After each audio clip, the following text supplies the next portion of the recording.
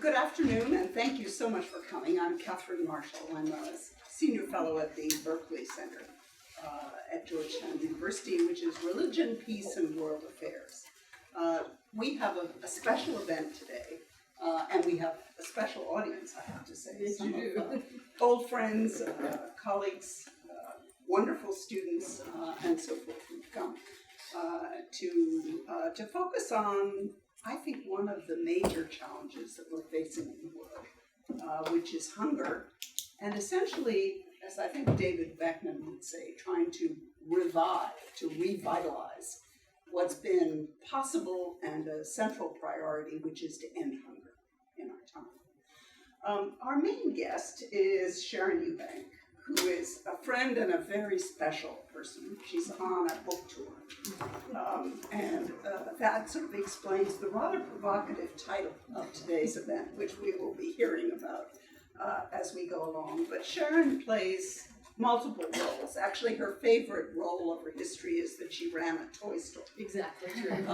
Which I think is really quite a remarkable set of experience for trying to do good things and have fun at the same time.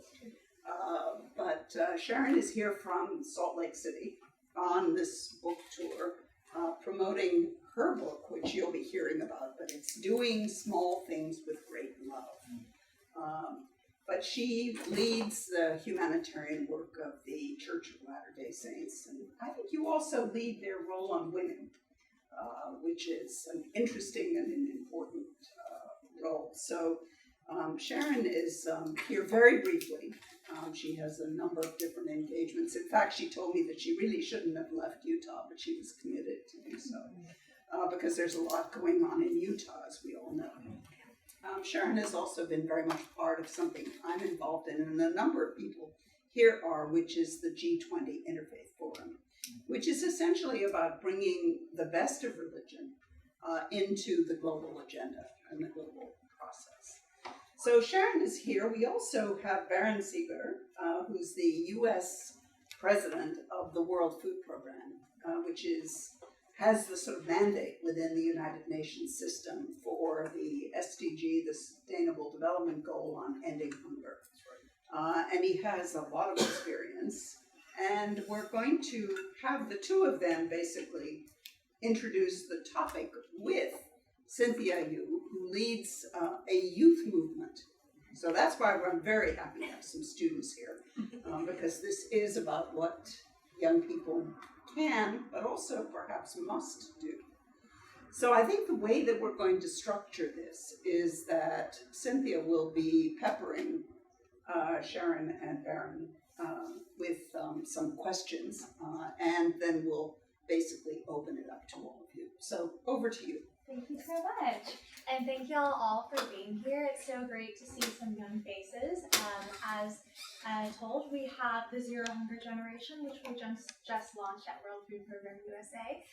We have such a strong relationship with the church, and Sharon greatly inspired the creation of Zero Hunger Generation. And so feel free to come by afterward. Happy to give y'all one of these postcards. But starting with the topic of discussion, as mentioned, Sharon just wrote a book. And Sharon, we're curious to hear what inspired you to write your book? It's almost an impossible question to answer. I want to thank Dr. Marshall for the opportunity to come. She and I have known each other a long time, and we've been involved in a lot of different causes and questions. But those questions and causes often coalesce around the idea of how can we get more people involved in these big questions like zero hunger, that nobody would go hungry in the 21st century. And as we have all of these discussions and conversations, we're always looking for something practical. What is it people can do? We can talk, we can go to the G20 Interfaith Forum, we can be in a class, but what do we actually do with our energy and our lives and our resources that make a difference, that have an impact? And as we are living in a time when traditional resources are shifting and things that we traditionally relied on are not always as reliable, I wanted to have this conversation, which is really the book, and I didn't give the permanent answer in the book, I just wanted to start that conversation. What would it happen if we activated people in the communities where they live? it's almost an untapped power of certain. There's always people in the community who do something good, but they often lack the understanding of the principles that maybe we have learned by terrible mistakes over time, working in a humanitarian sector. They don't know those things, and so they repeat sometimes the mistakes over and over again. So I try to think of the 28 years that I've been doing this work, what have I learned, sometimes really painfully over time, that would be applicable to people living in their own communities? And could we, at this period of time where certain funding and certain resources and relationships are changing and going away, what if it was a silver lining? What if we could positively engage and energize people who have not been energized in this conversation before? Having that conversation was really the impetus for the book. Absolutely. On the topic of bringing people together for service and bringing people together from all different backgrounds, it seems that in the U.S. and across the globe, we're in an increasingly polarized society. And Barron, in the book, in the volunteerism chapter, Sharon writes about how you shared to her a story about how nobody can accurately judge each other on their potentials and futures. And so I'm wondering if you can share a little bit more about what you told Sharon for that chapter of the book. First of all, Sharon, thank you for including me in the book and encouraging me to tell the story. So, really important, and I would say it ties into the topic of today. I think the topic of today is I may disagree with 75% of what you say, but I still like you. So I think a lot of you, if you can kind of go back in time when you were at an event and you were honoring somebody. So I was at a dinner. We were honoring a humanitarian for supporting the work of global hunger, and I had just talked about the impact that this individual was having on humanity. And then a gentleman clinked his glass and said he had a question. And I was thinking that he was going to ask something about, his hunger or saying something nice about the honoree. And he clinked his glass, he stood up, he said, "Hey, I want to know, why are we helping the future terrorists of the world?" And so I had to first make sure I wasn't hallucinating. But then when I realized I was not, I took a deep breath and knew that I had an opportunity to educate somebody. So I first thanked him for asking the question. And then I told him some stories about going to the field and talking with particularly women and children who I met for the first time, and I knew he was a very religious individual. And I said, Jim, first of all, thank you for asking the question. I said, I have to say that, God did not give me the ability of deciding who lives and who dies. I said, God may have given you that ability, but he didn't give me that ability. I said, and I happen to believe, because I've seen it with my own eyes, that when young people are given opportunities like jobs and food and opportunities to be part of a community, they do great things with their lives. And I said, I have talked to so many young people, and they want to be doctors and lawyers, and they want to work for the World Food Program, and they want to be politicians, they want to lead the world. I said, so my job is to make sure that every single young person has an opportunity to fulfill their dreams. And I said, because one thing I can guarantee you is that when young people are given opportunities and access to food and water and education, they're going to do great things with their lives here in the United States and halfway around the world. So I said, so come with this journey with us, and let's turn lives into really positive things, and let's give young people opportunities. And so I did get a round of applause from everybody in the room, probably for me answering the question. And he ended up being one of our biggest supporters through the event. And I would say, Sharon, to your book, I think what we have to agree that we all have differences. I was laughing to myself. I said, I kind of wish we'd have the conversation out in the hallway, but this is fine. But it was an opportunity for me to talk to somebody about what I'd seen in my life, and to talk about opportunities that every young person deserves, and that they're giving young people opportunities. There will be fewer bad people in the world. And so that was a story that I told through Sharon's book, and an opportunity to hopefully change one mind. And it was I really, that was one of those opportunities in a lifetime I believe I was given. I kind of secretly hope I'm never going to be asked the question again, but I'm prepared to answer it. That makes a lot of sense. And Sharon, in the book, I had a chance to read it, and it's incredible. You have 92 interviews with people who are humanitarians all across the globe. I love that you talk about how there is a version of the golden rule throughout the world, and so even if we might have differences, we all have this common ground of wanting to be able to serve others. I'm curious to hear, what's one lesson about being an everyday humanitarian that you'd like to share with the Jewish community? I was thinking when Barron was talking that we live in a really interesting time because it is so polarizing. The American experiment is based on, we don't agree on everything, but we have common areas where we do agree and we compromise and we work toward building a community. But we live during a time right now where you don't vote like I do, you don't look like I do, you don't worship like I do, and all of a sudden I can't have anything to do with you. That's completely canceled. And I think that's really caustic in our culture when we do that. And so I was trying to think in the book, what kinds of things are the things that bring us back together, just on a very human level. And they're super basic things like food. We enjoy gathering around food and sports and music and service. I think some of those things, and I think you were able in that instance to turn somebody around because you listened to them. There's a counselor to our Utah governor. Her name is Pamela Atkinson. She lived in a poverty pocket in London. She became a nurse. She's worked around different places, but she's settled in Utah, and she's a deacon in the Episcopal Church. And she works with our legislature, trying to advocate for different policies around people who are unhoused. And she's relentless, and she's friends with everybody. And this quote came from her. She will tell a legislator, I disagree with you 75% of the time, but I still like you. And one of her things is the relationship is never on the line here. We don't have to agree to be able to have a relationship. And one of her comments is, she said, I don't understand what you've just told me. I can't understand that position. Can you tell me more? And she has a list of little rules, that she follows in her advocacy. And I think they're very practical, very useful for all of us.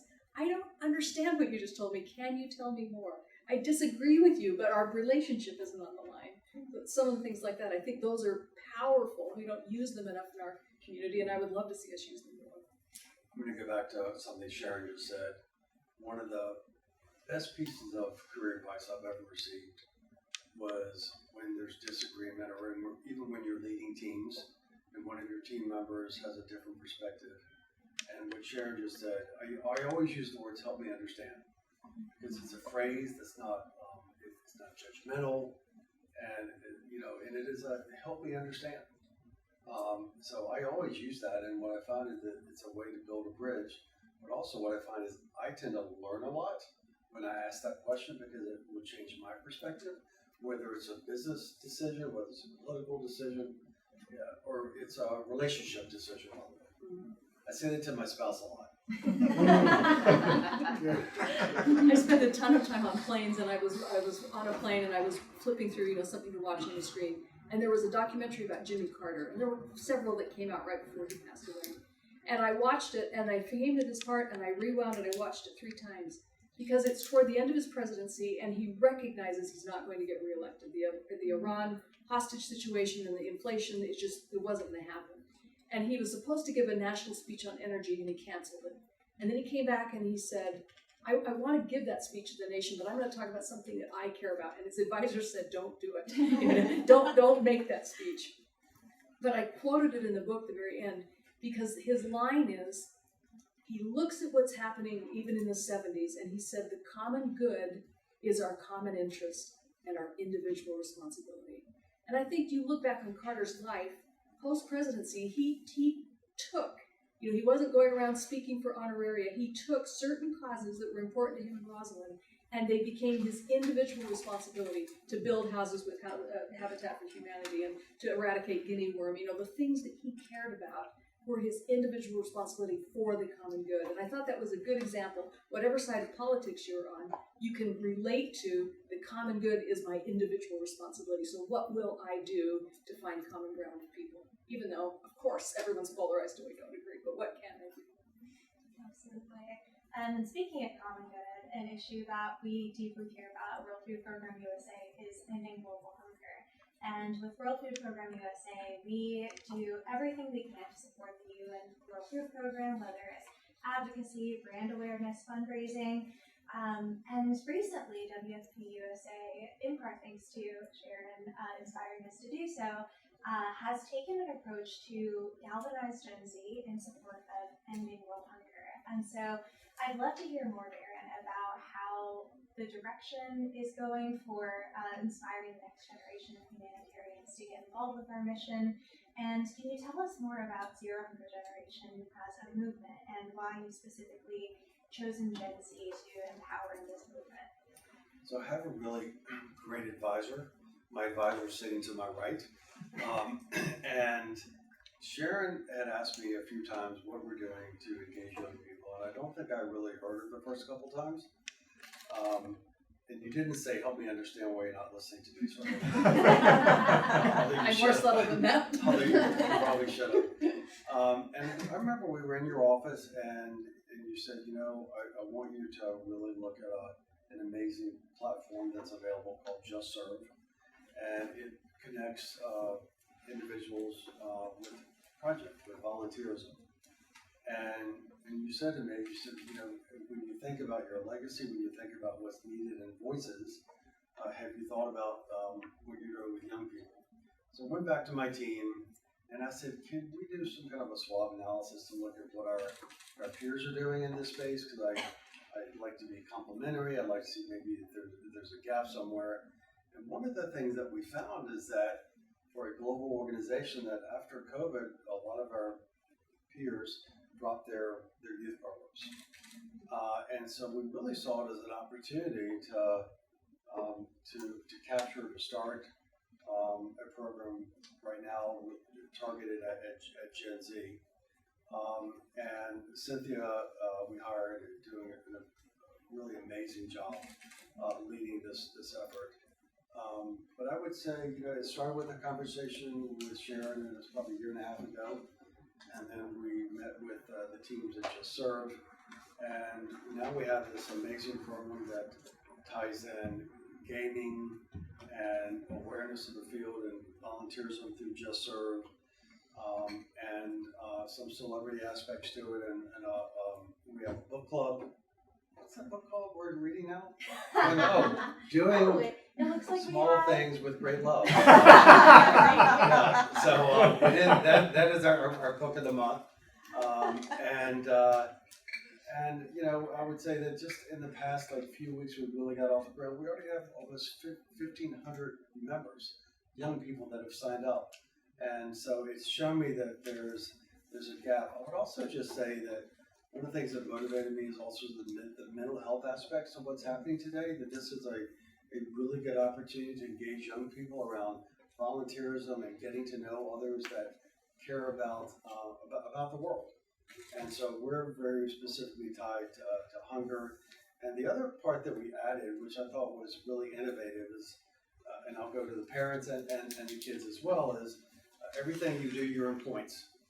And then points give you different designations. And so as you earn more points, then you, for example, become a champion at World Food Program USA for children or for young people at hunger.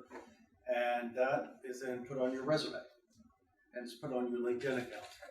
And I'll go back when I was, my entire career, when I was working in finance and banking and even to nonprofit now, I always would look at a resume and I would always say, what are they doing in their community? Locally, globally, but if somebody wasn't connected doing service to others, I wouldn't hire them. And more people are thinking that way, whether it's the faith community, the even like we talked to a lot of our corporate partners today. Volunteerism is really important as they look at who they hire. So we're a great avenue for that, particularly using Just Serve through local volunteerism, and we're looking to grow the program, and it's exciting. I'm really excited to see where we're going to take it. Thanks, Sharon. And to the point of that, so many employers are looking for volunteerism, and for Gen Z, it is the hardest time to find a job right now for many people in Gen Z. So I love that WFUSA is looking to create opportunities for young people to serve and grow their own resumes and leadership skills. For Sharon, on the topic of how a young person can grow their resume, become a humanitarian in their everyday lives, how does somebody start? What do you recommend? I have a hard time sleeping at night, and one of the reasons is I've done this work such a long time that things that we have put so much effort into go up in smoke because, conflicts start and all of the painstaking work just seems like it disappears, and it's really discouraging and hard. And I heard John Huco, who's the CEO of Rotary International, he was in Australia a couple years ago, and he gave this speech. And he's Ukrainian background, and so the conflict there is very much on his mind. He said, he's talking about volunteerism and Rotary, and he said, we need to wage peace as aggressively as nations wage war. And I thought a lot about that, and I thought, okay, I know what the weapons are that people use to wage war. What are the weapons or the instruments, if you want to call it that, we would use to wage peace?